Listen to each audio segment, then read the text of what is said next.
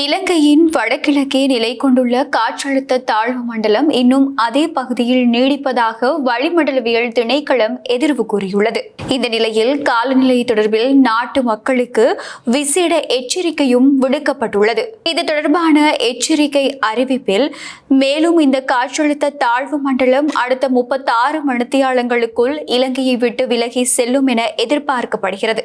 இதன் காரணமாக நாட்டின் பல பகுதிகளில் வானம் மேகமூட்டத்துடன் காணப்படும் எனவும் பலத்த மழை பெய்வதற்கான வாய்ப்புகள் அதிகமாக காணப்படுவதாகவும் எச்சரிக்கை விடுக்கப்பட்டுள்ளது.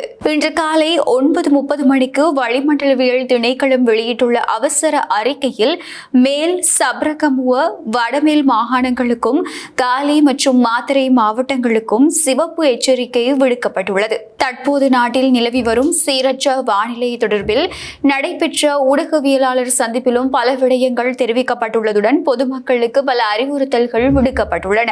அதன்படி இந்த குறைந்த அழுத்த பிரதேசம் அடுத்த 36 மணித்தியாலங்களில் இலங்கையை விட்டு அப்பால் நகரும் என எதிர்பார்க்கப்பட்டாலும் அதுவரை மிக பலத்த மழை பெய்யக்கூடும் எனவும் தெரிவிக்கப்பட்டுள்ளது.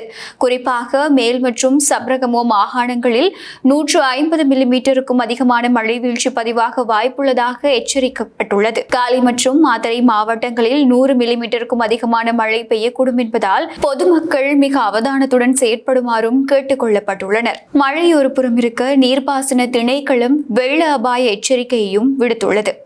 கழுகங்கையின் கிளையாறான குடாகங்கை உப பள்ளத்தாக்கு பகுதியில் அடுத்த 48 மணி நேரத்திற்கு சிறிய அளவிலான வெள்ள அபாயம் நிலவுகிறது. குறிப்பாக புலத் சிங்கள, மதுராவல மற்றும் பாலிந்தனுவர் ஆகிய பிரதேச செயலக பிரிவுகளில் வான் பாயும் சமவெளி பகுதிகளில் உள்ள தாழ்நிலங்கள் நீரில் மூழ்கக்கூடும் அபாயம் ஏற்பட்டுள்ளதாகவும் தெரிவிக்கப்பட்டுள்ளது. இதனால் அந்தந்த பகுதிகள் ஊடாக செல்லும் வீதிகள் துண்டிக்கப்பட வாய்ப்புள்ளதால் வாகன சாரதிகள் மாற்று வழிகளை பயன்படுத்துமாறும் கேட்டுக் கொள்ளப்பட்டுள்ளனர். இவ்வாறு நாட்டில் சில தினங்களாக நிலவி வரும் சீரற்ற வானிலை காரணமாக இதுவரையில் 2 மரணங்கள் பதிவாகியுள்ளன. அனர்த்த முகாமைத்துவ நிலையத்தின் இன்றைய அறிவிப்பின்படி யாழ்ப்பாணம் மற்றும் மட்டக்களப்பு மாவட்டங்களில் தலா 1 மரணம் பதிவாகியுள்ளது. அதன்படி யாழ்ப்பாணம் சுழிபுரம் பகுதியில் வயலில் வேலை செய்து கொண்டிருந்த 22 வயது இளைஞர் ஒருவர் மின்னல் தாக்கியதில் உயிரிழந்துள்ளார். எவ்வாறாயினும் இந்த சீரற்ற வானிலை காரணமாக தற்போது வரை 8 மாவட்டங்களைச் சேர்ந்த 1113 குடும்பங்கள் பாதிக்கப்பட்டுள்ளன.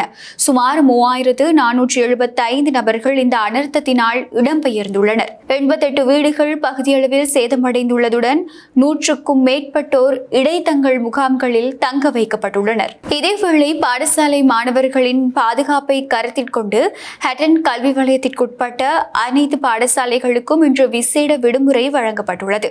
மத்திய மாகாண கல்வி பணிப்பாளர்களின் அறிவுறுத்தலின் பேரில் இந்த தீர்மானம் மேற்கொள்ளப்பட்டுள்ளதாக தெரிவிக்கப்பட்டுள்ளது. இதேவேளை நுவரெலியா வலய பாடசாலை அதிபர்களுக்கு வானிலை நிலைமையை பொறுத்து விடுமுறை வழங்குவது தொடர்பான அதிகாரங்கள் வழங்கப்பட்டுள்ளன. அவசியமின்றி மாணவர்களையோ ஆசிரியர்களையோ பாடசாலைகளுக்கு அழைக்க வேண்டாம் எனவும் அதிபர்களுக்கு எச்சரிக்கை விடுக்கப்பட்டுள்ளது. நாட்டில் வானிலை இன்னும் சீரடையாத நிலையில் இடியுடன் கூடிய மழையின் போது மின்னல் தாக்கங்கள் மற்றும் பலத்த காற்று வீசக்கூடும் என்பதால் பொதுமக்கள் எச்சரிக்கையாக இருக்குமாறு மீண்டும் வலியுறுத்தப்பட்டுள்ளது. ஆறு மற்றும் தாழ்நில பகுதிகளில் வசிப்போர் அவசர தேவைகளின் போது 117 என்ற அவசர இலக்கம் மூலம் தொடர்பு கொண்டு உதவிகளை பெற்றுக்கொள்ள முடியும் எனவும் அறிவுறுத்தப்பட்டுள்ளது.